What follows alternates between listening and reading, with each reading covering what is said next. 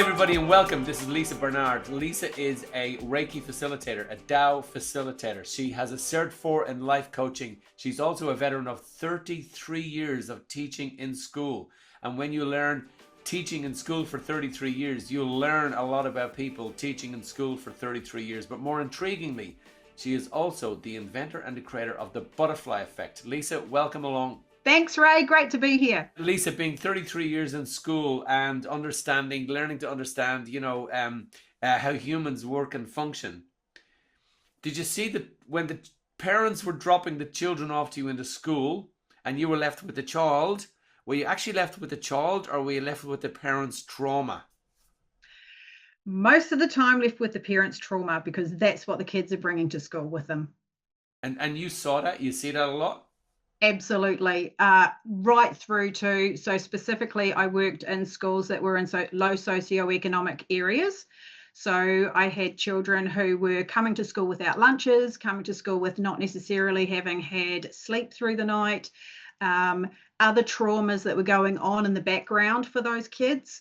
And that's what they were coming to school with. They weren't coming in a space of being ready to learn. So definitely we're bringing their parents' traumas with them. And it's definitely one of the things that I find, very, very traumatic is that seeing children who are in a restaurant and they're just sitting there and they're on a smartphone, just scrolling away on a smartphone, and the child is 4 or 5, completely disconnecting from the education that the parents need to give that child, the interaction, the communication. Then the child goes home, and now the parents have learned that the child has a distraction, the smartphone. But the child is going to get bored with that and it doesn't serve them genetically. So the child is going to start to demand things from the parent. The parent then might get angry, might get annoyed, might send the child to bed. What's the child going to do? Going to become an attention seeker. What happens to you then? You end up with the mess in the classroom. And the mess in the classroom, then the child is a mess, an attention seeker, crying or just disruptive in the class. The child goes to the psychologist. And the psychologist fails to ask the child, come in tomorrow and bring your parents with you so that I can inquire from them how they created this mess in you. Completely missing the mark. But I fully empathize with you and the stress and strain and the fury that you might have had to go through, realizing, you know what, look at the way you're treating your children. This is completely wrong, completely out of sync. And I think that experience would make you brilliant at being able to sit people down as a coach and say, right, what's going on in your life? Let's find the mess and let's turn it into a bless. Let's find what's going on for you and turn it into a system. Let's get rid of the limitation, the after effects of the trauma that you endured growing up that separate you from being great. Is that what life coaching is about? Absolutely. So you're looking at what has gone on for the child, what is showing up in the patterns for them that they are now playing out.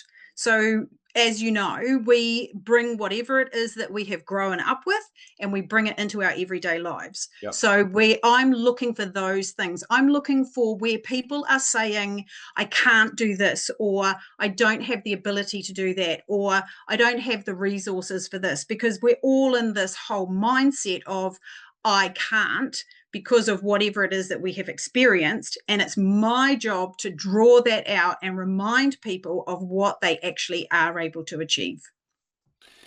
How do you help them deal with the after effects of the parents, the parents musing around their own limitation? Parents will teach children, life is difficult, life is hard, you can't make money, you're not good enough, you're not strong, all these different things. You're left to sort that out. Is there a process that you bring them through? And if there is, could you also at the same time, I'm really intrigued by this, and I'm sure anybody watching who wants to grow in life, let me tell you, if you want to grow in life, then you need somebody to keep you accountable. Why? Because that limitation, that old way of living is living in you. You're carrying it like a bag and you don't even know it. That's why I think life coaching is so important. I've had so many coaches in my life that have helped me get off the bag, remove the bag, get the bag off my back. Really important concepts. Get the luggage off so that I can grow my wings. Because just imagine it, Lisa, people walking around with a rucksack on their back of emotions that they carry, of limitations, and they're trying to fly. Well, your wings can't grow because you're all backed up at the back with this big bag of luggage, that you're carrying. So I'm really intrigued about this butterfly effect. Tell people watching, what is the butterfly effect? Totally understand what you're saying, Ray, because I often refer to it as the carrying a big bag of stones. So we're carrying things from our past into all of our current experiences. So those might be the first step in the butterfly effect is the pattern. So I'm looking for patterns. I'm getting people to become aware of what patterns are going on in their lives. So what things are happening, what things are showing up that maybe we are people pleasers. Maybe we are always available to everybody. Maybe we're getting into relationships that are exactly the same as what our parents got into, those kinds of things. And, like with thinking around money, there's those old sayings of there's never going to be enough. We need to borrow from Peter to pay Paul. There's the whole thinking things, there's the whole body experience. You know, how often have we noticed that the things that our parents experienced are the same things that we experience in our bodies? So that's something I'm really looking for. And I'm asking the questions: what do you notice is showing up for you? And what do you notice is not showing up for you? Because often we are really aware of what we don't want, what is showing up in our lives, but we're also not aware of what is not there for us. We're not aware that there's resources available to us, that we just are so narrow in our thinking. We don't realize how wide that scope is of resources available to us. We don't realize that we can tune into our bodies. We don't realize that we can change that thought process. So it's realizing that there are patterns that we can bring in, and realizing that some of those things we currently aren't doing. So I'm looking for all of those in that first step. When we go into the second step, which is the pause, so we need to take a breather. That's realizing that we can stop, realize what we've already achieved in our lives, look at what are the skills that we already have, what are the characteristics and traits that we already have that are going to support us to move through into that next stage. What are the people available to us? Having a breath, stopping, tuning in, and being aware of coming into the present moment as well. So we're looking at taking that deep breath, calming down, just being able to pause, reflect, and then respond, because so many of us are in reaction. Something happens and we just like automatically react. But what we want is to have that situation happen, just take a breath, and then have a think about what's going on for us. How is that showing up in my body? What's going on for me mentally around this situation? And then being able to respond in a better way. So that's that pause moment. That might be breath, like I mentioned. It might be tuning into the body. It might be reframing thoughts and thinking about what is it that I'm actually thinking through these times. And then that moves into the pivot. So that's where we're looking at what can we do to reframe, to reset and realign ourselves and move ourselves into that next step of being able to actually put this into practice. So in the pivot, that's where we're reframing our thoughts. That's where we're thinking about what practices are going to support us. Like maybe that's grounding. And as much as we think of grounding as maybe airy fairy and going outside and just taking time out, it actually is a practical step, because we are taking time out. We're needing to have that time just to ourselves often. And I notice, especially with mothers, they are giving to everybody all the time. And they're not taking time for themselves. They're not taking time just to check in. Where's my thinking at? Where is my body at? Where is my energy level at? And where can I start looking after myself and caring for myself? So grounding is a really important or really great practice for that. It might be doing some breathing, so doing the deep breaths and taking time to breathe and respond rather than reacting to the way our children are behaving. And it's the same for teenagers. we're talking about families, because not only parents respond or react automatically, teenagers, think of a teenager and your children who just blow because they're not getting their way. If we can go into a space of being a role model, being in leadership, and we can show them how to regulate and how to go into that space of stop, take a breath, think of where I'm at, tune into my body, then our kids are going to pick that up. Like I said earlier, we have to be the role model because our children are watching what we do, not what we say. We have to be that for our children. We also need to be looking at what are the skills and strategies and resources that we want to be accessing that are going to support us and moving us forward in whatever the goal is. And we're looking at creating a goal or a way forward that we can then reverse engineer so that we can actually start to move forward in whatever way that is. And I'm supporting you in that. That then moves into the practice, which sort of speaks for itself. It's taking the magic and mixing it in with the mundane, because we all want a magic wand. We all want to come along and say, fix me, fix my kids, fix their situation, fix my relationship, please wave your magic wand. Unfortunately, that's not how it works. And so the practice is actually where we take those things that we've talked about in the session and you put it into practice. You go and put one step into daily practice that's going to move you forward. And that's why it's the butterfly effect, because we talk about the butterfly effect being the flap of a butterfly's wings can create a tsunami on the other side of the world.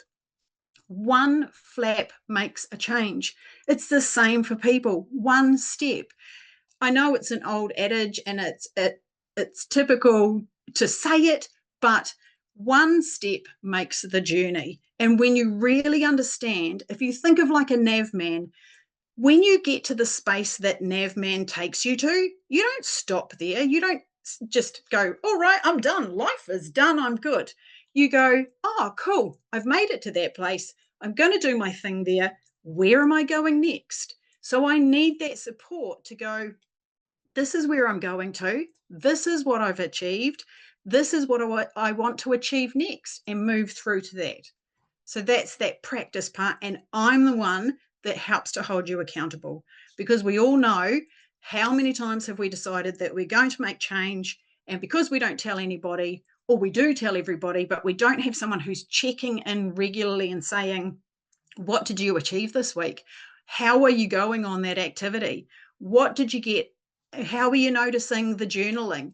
So that's my role, is to support people in doing that. And that's the butterfly effect. Thanks, Lisa. I love some of the things that you said. It brought to memory some things that I learned many years ago. There was a great video I was watching. I can't recall who was in that video, but somebody said, you know, when a child is born, not only is a child born, but a mother's born. And the child has to go on a learning journey. But so too does the mother. And it seems like sometimes the blind can be leading the blind, like most literally, because the mother doesn't have the book of, you know, how to raise the child. And there's nobody keeping that team accountable. There's nobody integrating with them, influencing them, communicating with them, shining a light ahead of them, saying to them, hey, you know, look at what's going on and look at where you're going. And most importantly, look at the damage that you're doing to each other.